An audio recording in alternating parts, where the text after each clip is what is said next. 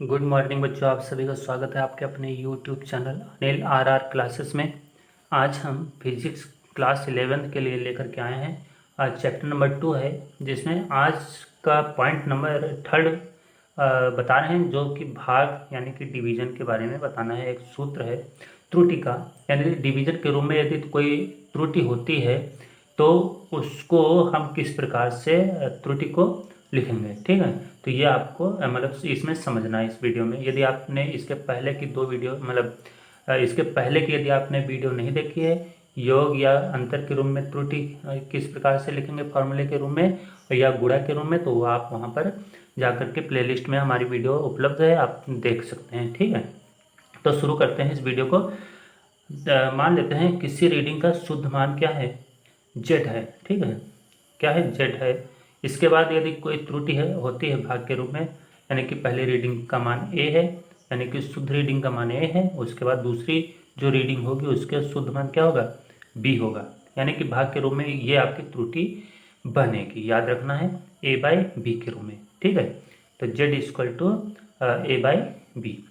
इसके बाद यदि मान के चलो शुद्ध मान में कोई एरर हो जाती है, यानी कि कोई त्रुटि हो जाती है, तब क्या लिखते हैं, तो इसको इस प्रकार से लिखेंगे, इम्प्लाई दैट करके Z plus minus delta Z equal to A plus minus delta A upon B plus minus delta B. क्योंकि जो एरर होगी वो डेल्टा के रूप में ही लिखी जाएगी। ठीक, जो भी एरर होगी वो डेल्टा के रूप में लिखी जाएगी, यानी कि शुद्ध मान में यदि एरर हो गई कितनी की, तो डेल्टा जेड की। यदि ए आपका शुद्ध मान है पहली रीडिंग का, यदि उसमें कोई त्रुटि होगी तो डेल्टा ए के साथ लिखा जाएगा। ठीक है, इसको बी में यदि कोई त्रुटि हो रही है तो प्लस माइनस करके डेल्टा बी के रूप में लिखेंगे। ठीक, अब इसके बाद क्या करते हैं, यहाँ से इन दोनों में से इसमें से ए कॉमन लेते हैं, इसमें से बी कॉमन लेते हैं। तो आप सबसे पहले क्या लिखते हैं, Z plus minus delta Z equal to A common लेंगे, तो क्या क्या बचेगा, 1 plus minus delta A upon A बचेगा। अपॉन में बी कॉमन लेते हैं तो क्या बचेगा, 1 plus minus delta B upon B. Clear, ये आपका बचेगा। कैसे ये बचा है ये ध्यान देंगे, यदि हम ए कॉमन ले लेते हैं तो यहाँ से एक बचेगा यही, और इसमें से कॉमन लेंगे तो यहाँ ए है नहीं, यहाँ डेल्टा ए है, तो बटे में ये वाला ए चला जाएगा। क्लियर है। ठीक, यदि ये चीज़ समझ में नहीं आ रहा है तो इस वाले टर्म को ए बाई ए से क्या कर देना, गुणा कर, मतलब गुणा कर देना है, यानी कि इसको ए बाई ए से गुणा करेंगे। जैसे कि सपोज दैट आप देख सकते हैं यहाँ पर ए प्लस डेल्टा ए, यदि हम समझ में नहीं आ रहा है ये वाला स्टेप तो इसको क्या करते हैं, इसको ए बाई ए से गुणा करेंगे, तो यानी कि जब इसका गुणा करेंगे इससे तो क्या आएगा, ये ए को रोक लेंगे बाहर। ठीक, तो ए को रोके तो क्या आएगा, ए प्लस डेल्टा ए। ठीक, और ये जो ए है अंदर जाएगा इसके पास, तो ए आएगा अंदर, यहाँ पर भी ए आएगा। ठीक, अब इसके बाद देखेंगे ये ए से ए कैंसिल हो गया, तो 1 प्लस माइनस तो डेल्टा ए अपान ए आ जाएगा। ठीक, तो ये चीज़ यहाँ पर लिखी हुई है। ठीक है, तो ऐसे ये भी होगा। अब इसके बाद क्या करते हैं, इसके बाद यहाँ से देखते हैं, इसको गुणा कर देते हैं। क्या कर देते हैं, अब इसके बाद क्या करते हैं, इसके बाद Z plus minus delta Z लिखेंगे, और इसको यानी कि ए बाई जो बी है, ए बाई बी, तो इसको ए बाई बी अलग से लिख लिए। ठीक है, और यहाँ पे लिखेंगे 1 plus minus delta A upon ए, और ये जो है ना नीचे है तो ऊपर जाएगा, मतलब ये जो है ना नीचे है तो इसको ऊपर ले जाएंगे तो पावर इसकी गुणे के रूप में जाएगी, पावर इसकी क्या हो जाएगी, माइनस में। ठीक है, 1 plus minus delta B upon B, इसको क्या लिखेंगे, माइनस में। ठीक, ये ऊपर गया क्योंकि ये हर में है, हर से ऊपर जाता है। ठीक है, गया है तो माइनस के साथ में पावर लगेगी। ठीक, अब इसके बाद क्या करते हैं, इसका मान क्या होगा, जेड होगा, यहाँ पर हमने जेड लिखा। और यहाँ पर एक चीज़ और हम बता देते हैं, यहाँ से हमने क्या जेड कॉमन ले लिया इसमें से, तो जब जेड कॉमन लेंगे तो यहाँ पर भी बचेगा 1 प्लस माइनस और डेल्टा जेड अपान जेड। ठीक, यहाँ से ए बाई बी का मान कितना है, जेड है, क्योंकि इक्वेशन नंबर फर्स्ट में आपको दिखाए हैं। ये देखिए यहाँ पर Z equal to A by B. ठीक है, तो इसलिए ए बाई बी का मान कितना है, ए बाई बी का मान जेड आ गया। और यहाँ से क्या करते हैं, इसको जैसे ये लिखा वैसे लिखाने देते हैं, प्लस माइनस डेल्टा ए अपान ए। इसके बाद ये जो टर्म है, मतलब ये जो घात के रूप में है, तो इसको ओपन करने के लिए आप द्विपद प्रमेय होती है हल करने का नियम, तो उसको याद रखेंगे। यदि आप लोग नहीं पढ़ें तो कोई बात नहीं, यदि पावर है तो पावर आगे लग जाएगी। ठीक है, मतलब इस वाले टर्म के बगल में। ठीक, क्लियर है, तो कैसे लगेगी ये ध्यान देना है। इसको इंटू लिखें, यहाँ पर से ये पावर अंदर आएगा, ये 1 लिखा है, ये प्लस माइनस लिखा, तो ये माइनस का प्लस और माइनस का गुणा होगा माइनस बना देगा, और माइनस और प्लस का गुणा होगा तो प्लस बना देगा। ठीक है, तो ये आ जाएगा delta B upon B. Clear, अब ये स्टेप ध्यान रखना है। अब क्या करना है, ये जेड से जेड कैंसिल हो गया, जेड से जेड कैंसिल हो गया, जो बचा वो हम यहाँ पर लिख लेते हैं। लिखते कैसे हैं, क्या लिखें, इसका इससे गुणा करेंगे तो क्या आएगा, 1 आएगा। इसका इससे हो गया, अब इसका इससे गुणा करते हैं तो क्या आएगा, minus plus delta B upon B आएगा। और फिर इसका इससे गुणा करेंगे तो प्लस माइनस डेल्टा ए अपान ए आएगा। और इसका अब इससे गुणा करेंगे तो क्या आएगा, इसका plus minus delta A upon A dot delta B upon B. ठीक है, अब एक चीज़ ध्यान देंगे, यहाँ पर ये छोटी राशि है, ये छोटी राशि, दो छोटी राशियों का यदि गुणा करते हैं तो वो बहुत ही छोटी राशि हो जाती है, इसलिए उसे हम छोड़ देते हैं। क्लियर है, तो चूँकि लिखेंगे, चूँकि delta A upon A into delta B upon B क्या है, बहुत छोटी राशि है, बहुत छोटी राशि है,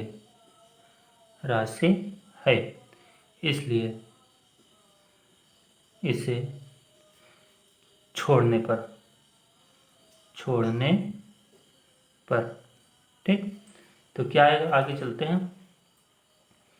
यहाँ से आगे चलते ये स्टेप यहाँ पर लिख लेते हैं, 1 plus minus delta Z upon Z. ठीक, डेल्टा जेड अपान जेड। अब देखेंगे यहाँ से 1 से 1 कैंसिल हो गया, ये आपका छूट गया, तो बचा कौन, यहाँ से जो बचा वो लिखते हैं, क्या बचा, delta Z upon Z equal to delta B upon b plus minus delta A upon a. ये बचा। क्लियर, तो इसको सबसे पहले सीक्वेंस में लिख लेते हैं। तो सीक्वेंस में क्या आएगा ये ध्यान देना है।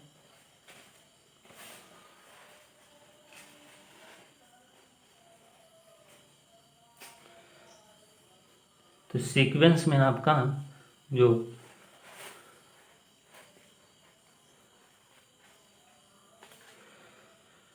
सीक्वेंस में आपका क्या आएगा, सीक्वेंस में आपका जो है ना delta Z upon Z equal to delta A upon A plus minus delta B upon B, यह आपका आंसर आ जाएगा भाग के रूप में। ठीक है, भाग के रूप में जो त्रुटि होगी वो डेल्टा जेड अपान जेड बराबर delta A upon A plus minus delta B upon B.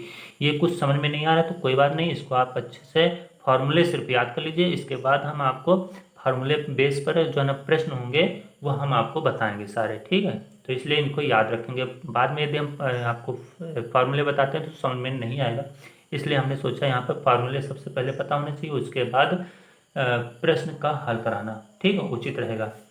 तो अब जो त्रुटि होगी वो 2 त्रुटियां हो गई, मतलब 3 हो गए हैं। चौथी त्रुटि आपकी होगी हमारी घात के रूप में, यानी घात यानी कि पावर के रूम में जो त्रुटि होगी वो किस प्रकार से हम लिखेंगे। मान लेते हैं किसी रीडिंग का जो शुद्ध मान है, जो कि z बराबर क्या है a⁴n, मतलब आपके जो है ना कोई त्रुटि है a के रूप में और उसकी पावर कितनी लगी है n के रूप में। ठीक, तो अब जैसे कोई शुद्ध मान है तो z बराबर a, पहली रीडिंग a⁴n है।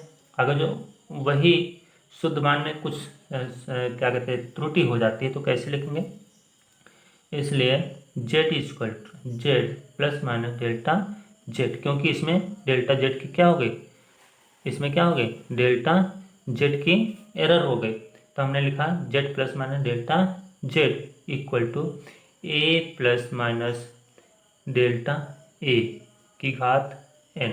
क्लियर है। अब यहाँ पर देखेंगे क्या करते हैं, a यहाँ से कॉमन लेंगे तो क्या आएगा z plus minus delta z equal to a common लेंगे तो पावर लग के, क्योंकि इसकी जो पावर है पूरे की वही वही n, मतलब इसकी भी पावर है और इसकी भी पावर है, तो a बाहर आएगा तो पावर लग के आएगा, यानी कि घात लग के आएगी। और ब्रैकेट में क्या बचेगा 1 प्लस माइनस डेल्टा a बचेगा घात n। ये आ गया। अब यहाँ पर देखेंगे, यहाँ से z हमने कॉमन ले लिया तो z जब कॉमन लेंगे तो क्या बचेगा, इस चीज़ को ध्यान देना है। यहाँ पर बचेगा 1 ब्रैकेट के अंदर plus minus delta z, 1 plus minus delta z/z, और इसके बाद a की पावर n, जो a की पावर n है वो क्या बचेगा z के बराबर होगा, तो यहाँ पर z लिखें और इसके बाद यहाँ पर क्या लिखें 1 प्लस माइनस, ये n द्विपद प्रमेय के अनुसार n बाहर आ जाएगा, मतलब इनके बगल में गुणे के रूप में, तो n डेल्टा a/a आएगा। क्लियर है। अब इसके बाद क्या करना है, ये z से z कैंसिल हो गया, इसको ओपन कर देते हैं। जब ओपन करेंगे मतलब ब्रैकेट को खोल देते हैं तो क्या बचेगा 1 plus minus delta z/z equal to 1 plus minus n delta a/a। 1 से 1 कैंसिल हो गया तो क्या बचेगा डेल्टा z/z बराबर n डेल्टा a/a। ठीक है, तो ये आपका क्या आ गया सूत्र आ गया। ठीक है, किसका घात के रूप में यदि कोई त्रुटि होती है तो delta z/z equal to n delta a/a आएगा। यदि कई राशियां आ जाएं घात के रूप में तो क्या करते हैं, तो उनको हम इस प्रकार से लिखते हैं, जैसे कि मान के चलो कोई रीडिंग है, उसके शुद्ध मान कई, मतलब शुद्ध मान क्या है z है, ठीक है, और उसमें घात के रूप में कई त्रुटियां हो रही हैं, a की पावर p, b की पावर q, अपान में भी आ गया c की पावर r। तो इसको यदि त्रुटि होती है तो किस प्रकार से लिखेंगे डायरेक्टली, तो डेल्टा z/z बराबर p और डेल्टा a/a, ठीक है, plus q delta b/b plus r delta c/c। इसको रटना नहीं है, समझना है। देखिए कैसे हमने कहा p आगे लिखेंगे और इसको डेल्टा a/a लिख देना है, q बाहर लिखेंगे प्लस में करके डेल्टा b/b लिख देना है, फिर r बाहर लिखना है, ठीक है, और c यानी कि डेल्टा c/c लिख देंगे और सारी राशियां क्या प्लस में लिखते चले जाएंगे, बस ही इसका आंसर आ जाएगा। क्लियर है, समझ में आया है कि नहीं आया है। तो इसमें आपको कुछ नहीं करना, बस क्या लिखना है, इसमें आपको सिर्फ और सिर्फ यहाँ से देखना है कि डेल्टा z/z लिख लेना। ये जो घात है, ये जो घात है ये आगे आ जाएगी तो डेल्टा a/a लिख देना है, ठीक। ये इसकी घात आगे आएगी तो डेल्टा b/b लिख देना है, और इसकी घात आगे आएगी यहाँ से तो डेल्टा c/c लिख देना। बाकी कुछ नहीं करना, बस ऐसे समझ के लिख देना आंसर। क्लियर है। चलिए, तो आज की वीडियो बेटा कैसे लगी ये हम लोग मतलब हमें कमेंट करके आप लोग हमें बताएंगे। आज की वीडियो कैसी लगी ये आप सभी लोग कमेंट करके हमें ज़रूर बताएंगे। अब आपको हम एक प्रश्न देते हैं। प्रश्न ये है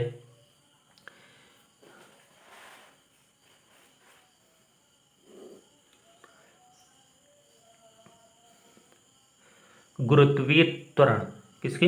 गुरुत्वीय त्वरण यानी कि जी की विमा, जी की विमा आपको कमेंट करके बताना है। जी की विमा आपको कमेंट करके बताना है कि जी की विमा क्या होती है। जी आपका है गुरुत्वीय त्वरण, ठीक है। तो ये आपको कमेंट करके हमें उत्तर में बताना है कि जी की विमा क्या होती है।